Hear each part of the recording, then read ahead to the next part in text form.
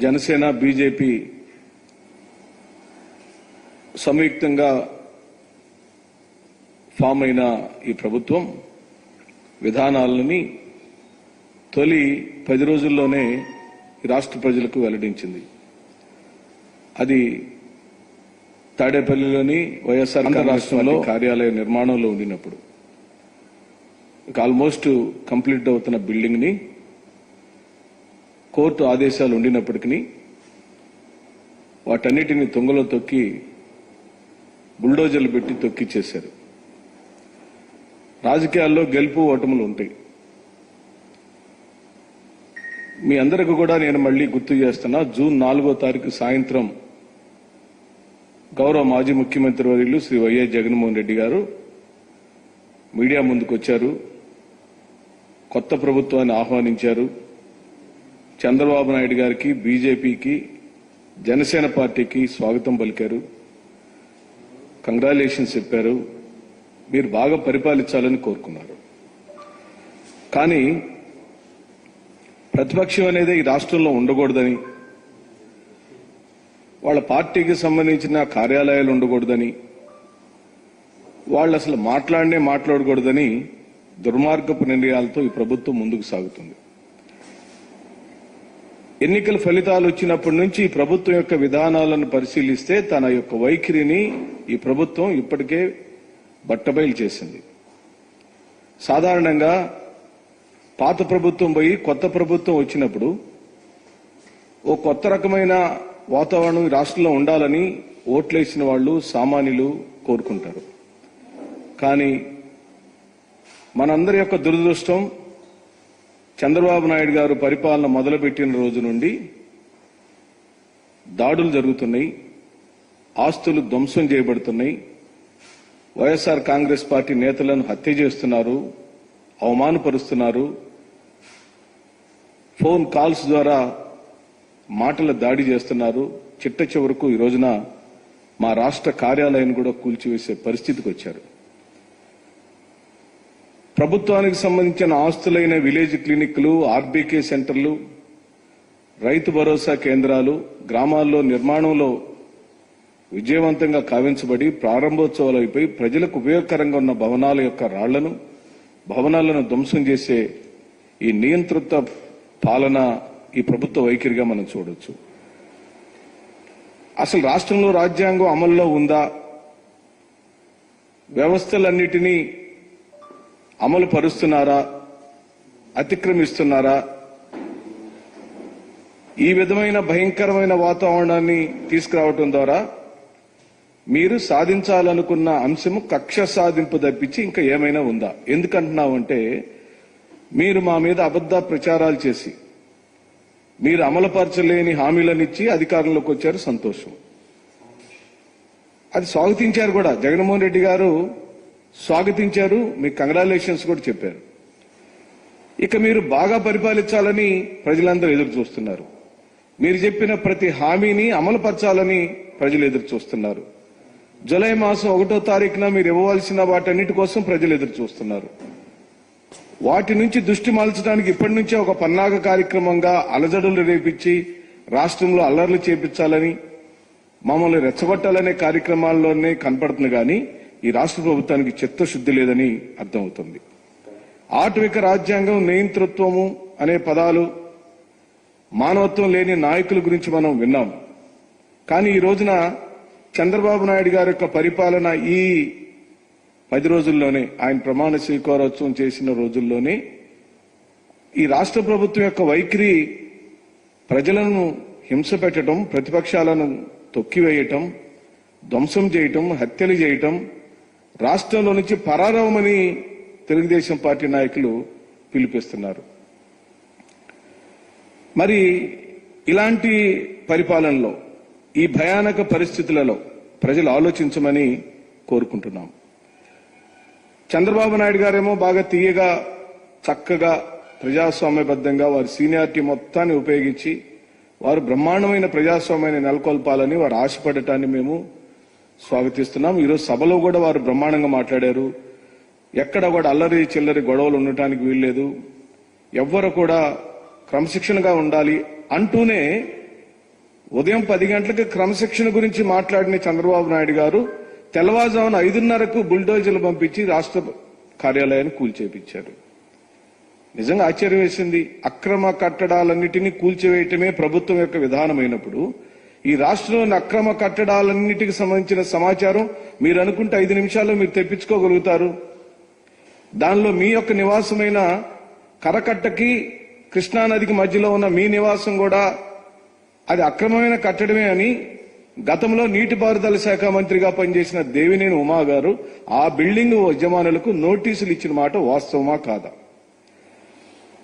ఈ రోజున హైకోర్టు ఇచ్చిన ఆదేశాల మేరకు ప్రభుత్వంచే లీజుకు తీసుకున్న స్థలంలో కార్యాలయాన్ని నిర్మించుకున్న మేము ఏం తప్పు చేశామని అడుగుతున్నాం. ఏ పార్టీ కార్యాలయాలైనా ప్రభుత్వ భూమికి సంబంధించిన భూములను ఒక అర్జీ ద్వారా మాకు కావాలని అడిగినప్పుడు ఆ ప్రభుత్వం సమ్మతిస్తే అక్కడ నిర్మాణాలు జరుగుతాయి. ప్రభుత్వం సమ్మతించింది కాబట్టే నిర్మాణం జరిగింది. ఏ పార్టీ కార్యాలయాలైనా ఆ విధంగానే అడుగుతారు, లీజుకు తీసుకుంటారు, నిర్మాణాలు చేస్తారు, తర్వాత ప్రభుత్వాలకు అప్పజెప్పే కార్యక్రమాలు జరుగుతుంది. ఇలాంటి కార్యక్రమాలు ఒకవైపున చేస్తూనే ఈ రోజున స్పీకర్ గారిని నిర్ణయించారు. వాళ్ళ సొంత వ్యవహారంలాగా ఒక నిర్ణయం తీసుకున్నారు. ఈ రాష్ట్ర ప్రజలందరూ కూడా గమనించాలి. మేము బలహీన వర్గాలకు సంబంధించిన అయ్యన్న పాత్రుడు గారు, ఆ బీసీ సామాజిక వర్గానికి సంబంధించిన వారు స్పీకర్ స్థానంలో కూర్చోటాన్ని మేము స్వాగతిస్తున్నాం.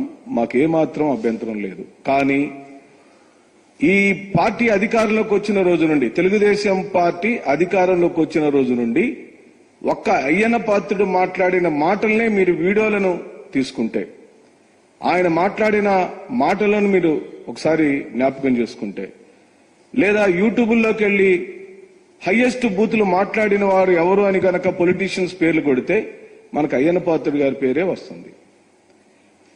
అది మీ సొంత నిర్ణయము, మాకు అభ్యంతరం లేదు. కానీ రాజ్యాంగపరంగా సాంప్రదాయాలను తుంగలో తొక్కి మీరు అయ్యన్న పాత్రుడు గారిని స్పీకర్ గా నిర్ణయించేటప్పుడు అత్యధిక ప్రతిపక్ష పాత్రలో ఉన్న మేము అనగా వైఎస్ఆర్ కాంగ్రెస్ పార్టీని మీరు సంప్రదించారా? సంప్రదించకపోతే ఎందుకు సంప్రదించలేదు? సంప్రదించాల్సిన అవసరం లేదా? అది ఒక పాయింట్. అయితే స్పీకర్ స్థానంలో అయ్యన్న పాత్రుడు గారిని కూర్చోబెట్టినప్పుడు మీ యొక్క ప్రభుత్వ విధానము, మీరు ఆ సభను ఏ విధంగా నడపాలి అనుకుంటున్నారనే అంశాన్ని సుస్పష్టం చేశారు. సాధారణ సభ్యుడిగా ఉండినప్పుడు, అసలు సభ్యుడే కానప్పుడే గౌరవ మాజీ ముఖ్యమంత్రి గారిని పట్టుకొని ఆనా కొడుకు ఈనా కొడుకు, ఇంకా వారి అమ్మగారిని కూడా ఉద్దేశించి మాట్లాడిన మాటలు ఈ రాష్ట్ర ప్రభుత్వం, ఈ రాష్ట్ర ప్రజలు ఏ విధంగా మర్చిపోతాం, ఏ విధంగా మర్చిపోగలుగుతాం? అంటే ఆ సభలోకి జగన్మోహన్ రెడ్డి గారు రాకూడదు, ఆ సభలో జగన్మోహన్ రెడ్డి గారు మాట్లాడకూడదు, వైఎస్ఆర్ కాంగ్రెస్ పార్టీ సభ్యులు మాట్లాడకూడదు, వైఎస్ఆర్ కాంగ్రెస్ పార్టీ సభ్యులను రాకుండా చేయటమే మన ప్రభుత్వం యొక్క విధి విధానాలుగా అయ్యన్న పాత్రుడు గారిని స్పీకర్ స్థానంలో కూర్చోబెట్టడం అనేది స్పష్టంగా అర్థమైపోతుందని నేను ఈ మధ్యలో చెబుతూ, ఇలాంటి వీడియోలను రాష్ట్ర ప్రజలకు మీరు చూపించాలి. ఈ రాష్ట్ర ప్రజలు మీరు గమనించండి. అయ్యన్న పాత్రుడు గారు తన మిత్రుడితో కూర్చొని జగన్మోహన్ రెడ్డి ఓడిపోయాడు కానీ సావలేదు అనే మాటలు వాడారు. పూర్తిగా తల మీద కొట్టి పామును చంపినట్టు చంపి పడేయాలని ఈనాటి స్పీకర్ గారు వారి స్నేహితుడు అన్న మాటలు దయచేసి ప్లే చేయవలసిందిగా కోరుతున్నాను. ఈ రాష్ట్ర ప్రజలు గమనించండి. ఈయనే మన ఆంధ్ర రాష్ట్ర స్పీకర్ గారు.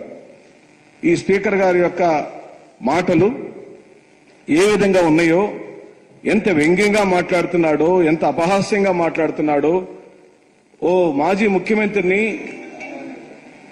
రాష్ట్రంలోనే దేశంలోనే ప్రాముఖ్యత కలిగిన ఓ నాయకుడి గురించి ఏం మాట్లాడుతున్నాడు వినండి.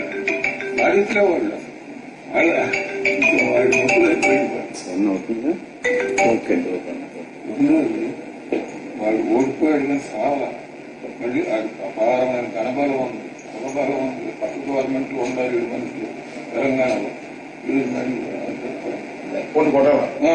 మళ్ళీ మొత్తం ఓడిపోయించాడు చావలేదు మంచి చేయలేదు వేల కోట్ల డబ్బుకు అమ్ముడు పోనాడు లేడు వాడి దేశం. ఆ డబ్బు పవర్ స్టిల్ డైలీ నచ్చింది చాలా వచ్చాయి. ఓడిపోయాడు కానీ చావలేదు అంతే. బావుని సాయిబాబు చచ్చిపోయి కొట్టడం బావుని చచ్చిపోయి కొట్టడం. నేను ఎందుకు చెప్పానంటే మీరు కరెక్ట్ గా రిసీవ్ చేస్తున్నారు. మిగతా వాళ్ళు చేసుకున్నారు.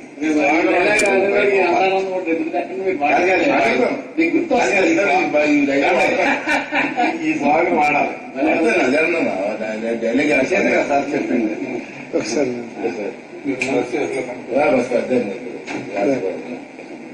ఆశీర్వాదం మీకు ఎప్పుడు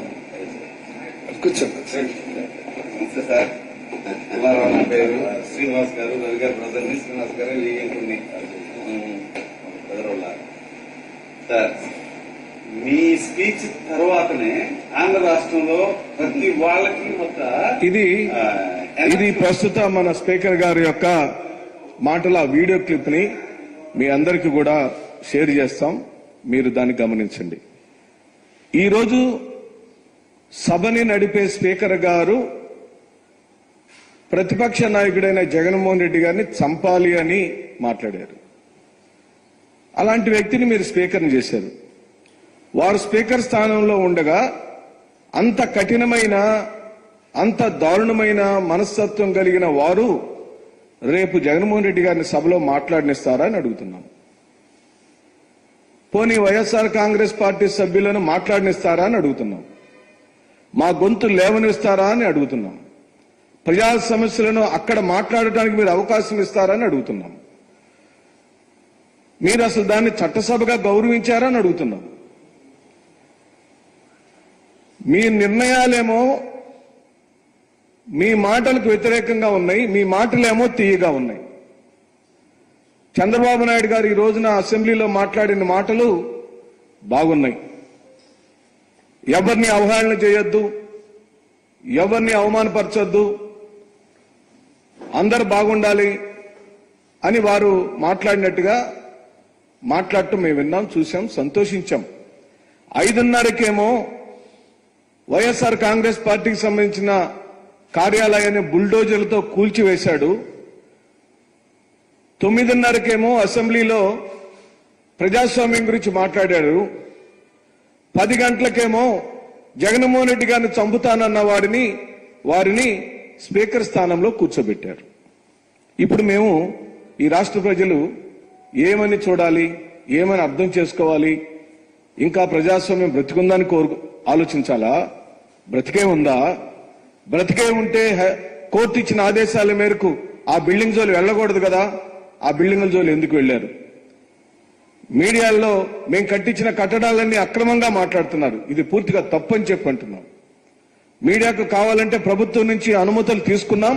ప్రభుత్వం నుంచి వచ్చిన అనుమతుల కాపీలన్నీ మీకు పంచుతాం. ప్రభుత్వంచే అధికారికంగా ఇచ్చిన ఆదేశానుసారంగానే మా భవన నిర్మాణాలు జరిగినాయి. కానీ ఏ ఒక్క రోజు కూడా ఒక్క చోట కూడా వైఎస్ఆర్ కాంగ్రెస్ పార్టీకి సంబంధించిన భవన నిర్మాణాలు అక్రమంగా గాని ఇల్లీగల్ గా గాని నిర్మాణాలు జరగలేదని చెప్తున్నాం. ఈ అబద్ధ ప్రచారాన్ని ఆపివేయమని కోరుతున్నాం. పదే పదే ఓ నాయకుడి మీద మాటల దాడి చేశారు, అబద్దాలు ప్రచారం చేశారు, ప్రజలను భయభ్రాంతులు చేశారు, ప్రజలకు ఆశ పెట్టారు. ఇప్పుడేమో వక్ర మార్గంలో ప్రజలను గందరగోళం పరిచే విధంగా ఇంకా వైసీపీ పార్టీని, నాయకులను, కార్యకర్తలను, స్వయాన గౌరవ ముఖ్యమంత్రి గారిని అసెంబ్లీకి వెళ్తే అవహేళన చేపిస్తారా? అల్లరి చేపిస్తారా? అపహాస్యంగా మాట్లాడిస్తారా? కారును చుట్టుముట్టి వ్యంగ్యంగా మాట్లాడిస్తారా? ఇదేనా మీ ప్రజాస్వామ్యం అని చెప్పి అడుగుతున్నాం. ఇందుకైనా మీకు 161 మంది సీట్లను ఎమ్మెల్యేలుగా గెలిపించి మీకు అసెంబ్లీకి పంపించింది కేవలం జగన్మోహన్ రెడ్డి గారిని అవమానపరచడానికేనా?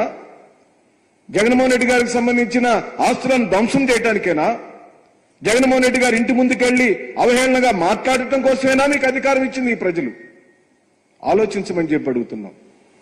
చంద్రబాబు నాయుడు గారి యొక్క సీనియారిటీ మొత్తాన్ని ప్రజలను మభ్యపెట్టే విధానికి కాకుండా కనీసం మీరిచ్చిన హామీలను పూర్తిగా నెరవేర్చమని, జూలై 1వ తారీఖున మీరు చెల్లించాల్సిన చెల్లింపులన్నిటినీ పూర్తిగా సక్రమ మార్గంలో ప్రజలకు అందజేయమని సవినయంగా మనవి చేస్తున్నాం. మిమ్మల్ని ఆహ్వానిస్తున్నాం.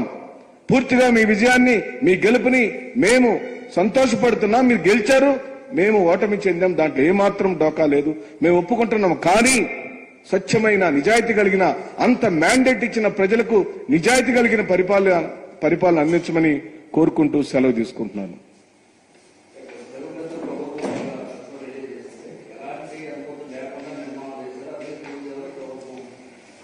మా దగ్గర ఉన్న అనుమతుల కాపీల్ని మీతో పాటు రాష్ట్ర ప్రజలందరికీ కూడా సంబంధించిన సమాచారాన్ని మీ ద్వారా ప్రజలకు కలుగపరుస్తాము. మేము కోర్టును కూడా ఆశ్రయించాము. కోర్టు కూడా దాని మీద స్టే ఇచ్చింది. ఆ బిల్డింగ్ జోలికి పోవద్దని చెప్పింది. అయినా కూడా భవనాన్ని కూల్చివేశారు. వారి యొక్క అధికార మదాన్ని అక్కడ చూపించారు.